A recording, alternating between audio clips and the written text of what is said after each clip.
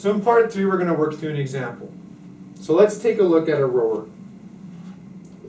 Somebody's on a rowing ergometer. We have them hooked up to a metabolic cart. And that metabolic cart is telling us that their VCO2 produced is equal to 1.53 liters per minute. So we've measured them for 1 minute. And their oxygen consumption during that time is equal to 1.65 liters per minute. Now, we need to know RER in order to consult the RER table in order to figure out how much energy our body is using. So what's the equation for RER? Well, RER is equal to VCO2 produced divided by VO2 consumed. So these are arranged nicely. We can divide them and we get an answer of 1.53 divided by 1.65 is equal to 0.93. The units cancel. It's a unitless number. It's just a ratio of the two. So next we have to use an RER table. So this is found in your lab. Okay. The RER table tells us a few pieces of information. Most importantly right now it tells us how many kcals of energy are consumed per liter oxygen depending on the RER. It also will tell us what percentage of carbohydrate and fats we're using. Its limitation is that it doesn't account for protein metabolism. Okay? It's only accounting for 2 of our 3 macronutrients. So what we see is that whole range of RER is from 0.7 to 1.0. And if we were at 0.7, we'd be burning 100% fat. Okay? And if we were at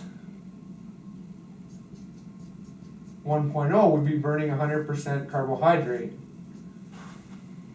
The RER table tells us that at those 2 points,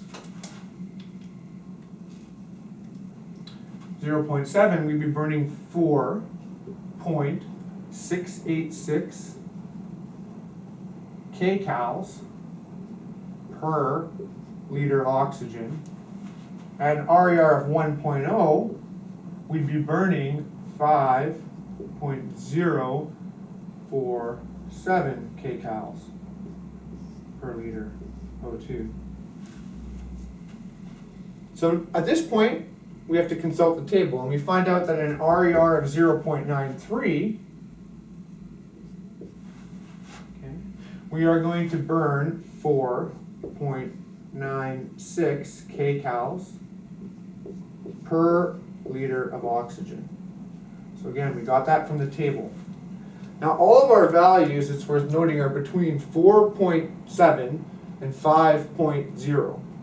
So we're always burning about 5 kcals per liter of oxygen. And if you have to do the math in your head, you can multiply by 5.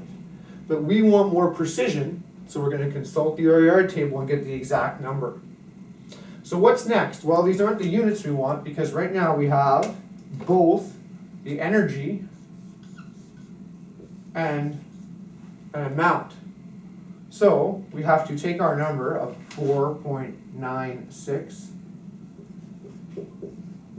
kcals per liter oxygen and multiply it by our oxygen consumption, which was one of the first numbers that we had,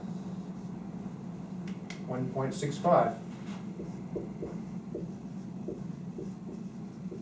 Take a look at the units for a second, and we see that the kcals per liter oxygen, well, this is a liter of oxygen, so that cancels, and we're left with kcals per minute.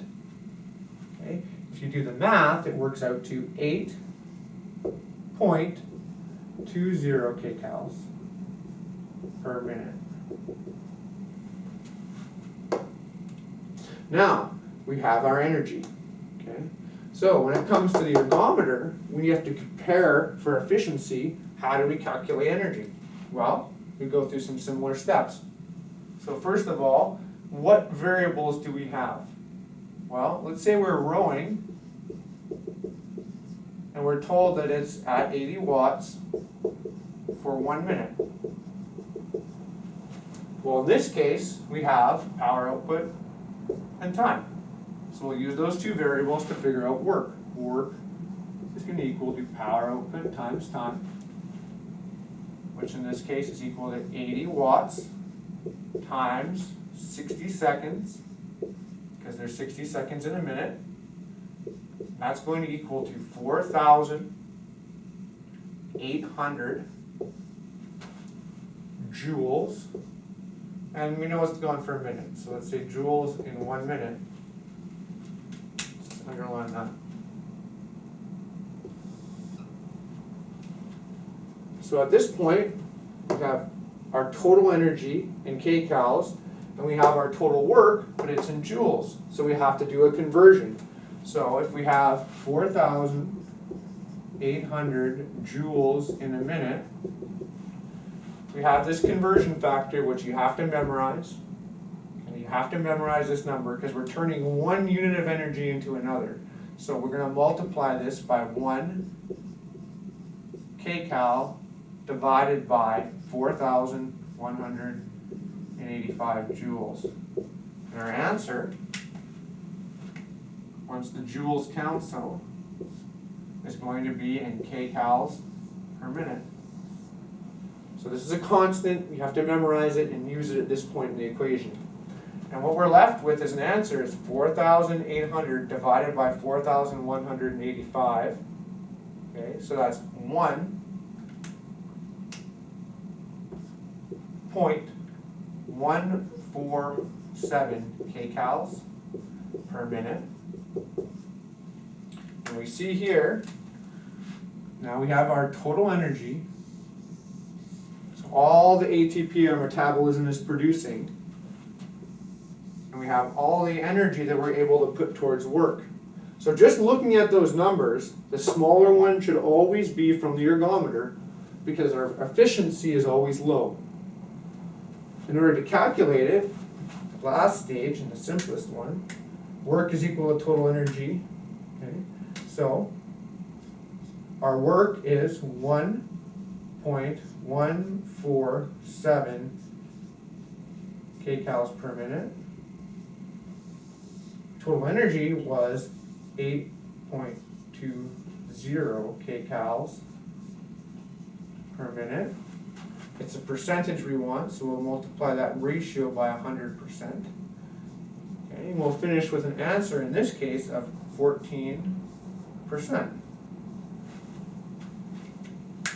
So, if that's our percentage, does it fit within the range we discussed earlier? Yes, between 5 and 20%.